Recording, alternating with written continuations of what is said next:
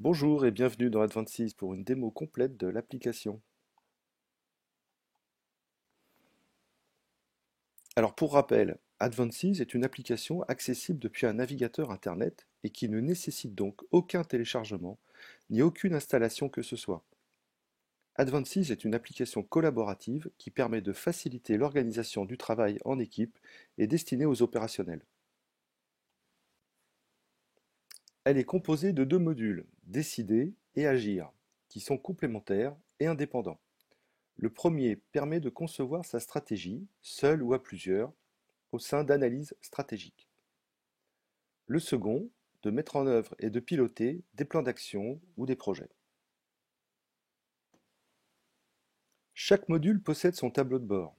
Chaque analyse ou plan d'action possède un nom, un statut, un pilote et des membres d'équipe.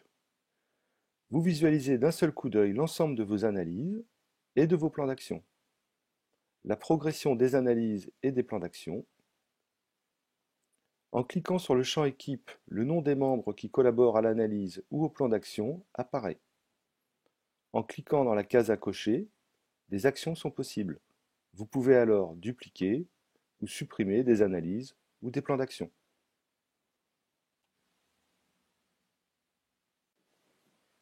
Dans chaque module, deux boutons sont également présents: Mon organisation et Toutes les organisations.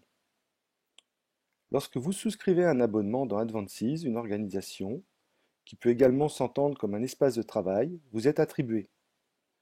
Dans cet espace, vous allez pouvoir inviter des personnes, les membres. Chaque membre pourra créer des analyses et des plans d'action dans cette organisation.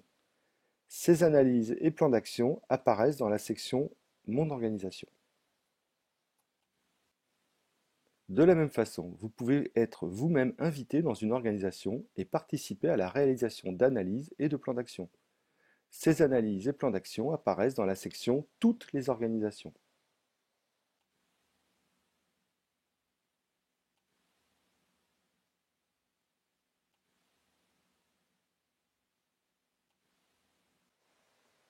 Alors, comment se construit une analyse stratégique?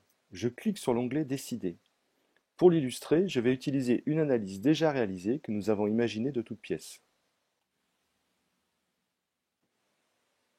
Il s'agit d'une entreprise de drones civils qui assure une couverture aérienne d'événements. Cette société souhaite passer son chiffre d'affaires de 800 000 à 1 million d'euros dans l'année qui vient. Elle doit notamment faire face à une concurrence de plus en plus présente. Elle imagine déjà quelques pistes de solutions qui pourront lui permettre d'assurer sa pérennité. L'objectif de l'analyse est de formaliser, structurer, modéliser, centraliser et partager toute la réflexion qui va permettre d'aboutir à la définition d'objectifs opérationnels. Nous sommes ici sur une page de résumé. En haut de l'écran, vous voyez un fil d'Ariane qui correspond à notre flux de travail. Il s'agit des étapes que nous allons devoir valider pour, à partir d'un sujet qui sera notre problématique, notre objectif général ou encore notre finalité, nous puissions définir des axes stratégiques que nous traduirons en objectifs opérationnels. Je clique maintenant sur le sujet. Nous sommes ici sur la page de création de l'analyse. C'est ici que nous choisissons le pilote, que nous donnons un nom à l'analyse, que nous rédigeons le but de la réflexion, que nous retrouvons tout au long de l'analyse en haut de l'écran. Nous fixons également une date butoir et enfin nous choisissons des collaborateurs. Pour cela, il suffit de renseigner l'adresse mail de la personne à inviter dans le champ Nouveaux membres. Je passe maintenant à l'étape suivante. Nous sommes ici dans l'étape des faits. Elle consiste à récolter les informations nécessaires à la réflexion. Chaque collaborateur saisit des faits qui vont enrichir, illustrer, faire avancer la réflexion vers la définition des objectifs. Ces faits sont qualifiés pour permettre leur classement par la suite. Vous pouvez également vous servir des différents silos pour organiser la collecte des informations par domaine: financier, ressources humaines, infrastructure, management et les éléments de votre marché. Dans le bas de la page, et c'est valable pour toute l'application, vous pouvez laisser des commentaires et ainsi alimenter une discussion autour de l'analyse.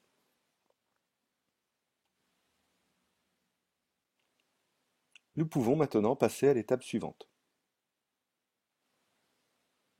Les faits étant qualifiés, ils sont à présent classés en force, faiblesse, opportunité et menace. Leur grand nombre ne nous facilite pas leur analyse. Nous allons ici pouvoir les regrouper. Pour créer un groupe, c'est très simple. Cliquez sur un fait, faites-le glisser jusqu'au groupe vide, puis relâchez. Cliquez une fois sur titre, donnez un nom au groupe, cliquez n'importe où dans l'écran. Voilà, le groupe est créé. Il peut rester des faits qui n'appartiennent à aucun groupe. Vous pouvez malgré cela continuer l'analyse. L'idée est de ne rien jeter, tout peut servir, en reprenant l'analyse plus tard par exemple. Voilà, vous avez créé tous vos groupes de faits en force, faiblesse, opportunité et menace. Vous pouvez à présent passer à l'étape suivante. Nous voici dans la phase des solutions. Nous allons construire chaque solution en croisant un groupe de faits dit externe, opportunité ou menace, avec un groupe de faits dit interne, force ou faiblesse. Comment construire une solution? Cliquez sur un groupe de menaces par exemple. Voilà, je prends celui-ci. Puis associez-le à une force ou une faiblesse.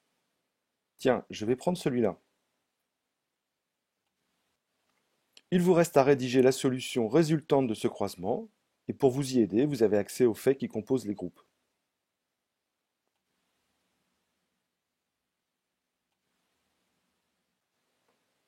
Bon, en fait, elle ne m'intéresse pas. Elle est poubelle. Et ainsi de suite. Dans notre exemple, nous nous sommes limités à 11 solutions imaginées. Il y a en fait autant de solutions possibles qu'il y a de croisements. La question est ensuite, lesquelles choisir?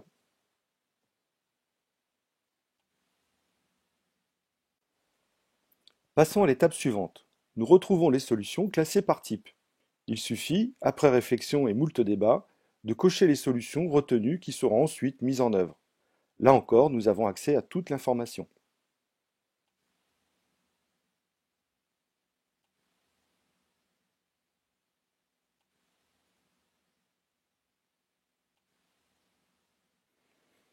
Notre choix est fait, nous passons à l'étape suivante. Nous avons défini nos 4 axes stratégiques pour lesquels nous rédigeons des objectifs SMART.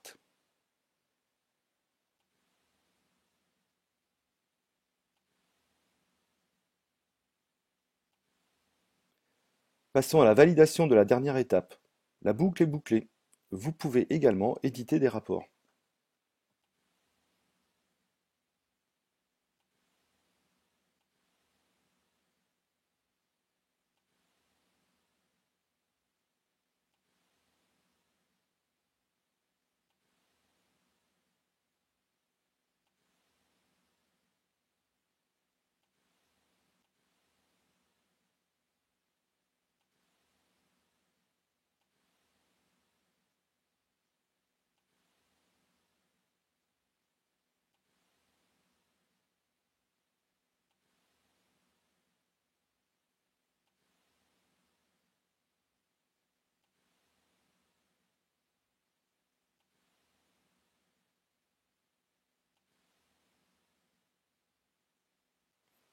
En revenant sur la page de résumé, nous pouvons terminer l'analyse et l'exporter en un plan d'action. Voilà, c'est fait. Nous sommes maintenant dans le plan d'action. Vous constatez que l'objectif général est repris. Chaque objectif opérationnel est présent. Il est à noter que nous sommes passés du module décider au module agir dans la continuité d'un même sujet. Nous pourrions tout à fait démarrer directement de agir pour créer un plan d'action de toutes pièces. Voyons à présent la vue d'ensemble du planning. Elle vous permettra de mieux appréhender l'arborescence du plan d'action. Nous retrouvons nos 4 objectifs opérationnels en vert. La partie plus foncée correspond à la progression de sa réalisation. La petite croix permet de déplier l'objectif et de faire apparaître les actions qui vont permettre de réaliser l'objectif. Idem sous les actions, nous retrouvons les tâches qui alimentent les actions. Voyons comment construire tout ceci. Nous sommes revenus au plan d'action. Cliquez sur le premier objectif. La liste des actions apparaît. Cliquez sur la première action. la liste des tâches apparaît à son tour. Comment créer une tâche? Voilà qui est fait.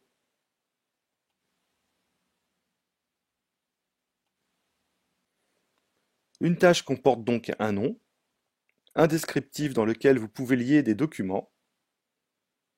Ceci est valable pour toutes les zones de texte de l'application.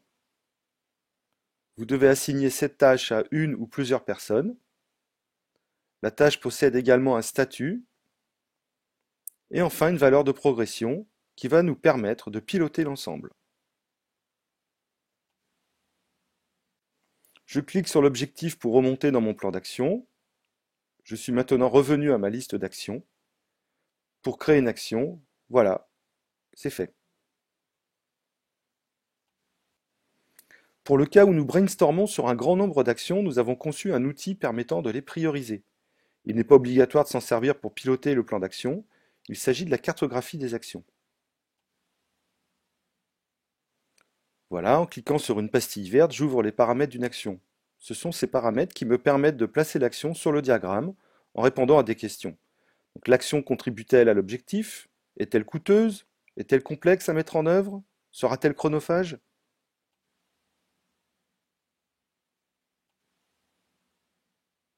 Dernière chose, le bouton Mes tâches qui se trouve en haut à droite de l'écran. Sur cette page apparaissent toutes les tâches qui m'ont été assignées dans tous les plans d'action dans lesquels je collabore. Il s'agit de mon tableau de bord personnel. Je peux fermer et ouvrir tous les plans d'action, en ouvrir un seul. Je peux trier mes tâches, faire apparaître les tâches réalisées, les retirer, puis retirer les nouvelles, ne faire figurer que les tâches en cours. Voilà, la démo est terminée. Je vous remercie, à très bientôt.